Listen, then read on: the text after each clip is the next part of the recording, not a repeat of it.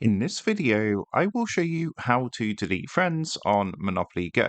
So let's jump straight into it. So here we are. As you can see, I'm currently here on Monopoly Go. Now, as you can see, I'm currently rolling and playing the game as normal. Now, to go ahead and actually delete friends on Monopoly Go, all you want to do is, once you've got the game loaded through, you want to come down to the bottom right-hand corner and press onto the friends icon. What this is going to do is load up the friends and family screen, and from here, you're going to see some tabs at the top. You can see we've got Add Friends, Timeline, and Leaderboard. Now, from here, what you want to do is come up to the top and press onto the Leaderboard tab. Underneath, you're going to see Global, Local, and Friends, and what you want to do is press onto Friends. So what you need to do from here is go ahead and choose the friend that you want to delete. So you can just scroll through the leaderboard, see all your friends, and choose whichever friend you want to delete. So let's go ahead and delete this person here at position number 31. To go ahead and delete your friend, all you need to do is simply press onto their name. What that's going to do is bring up a quick profile of your friend. As you can see, there's some information about them, what shield they're using, what token they've got,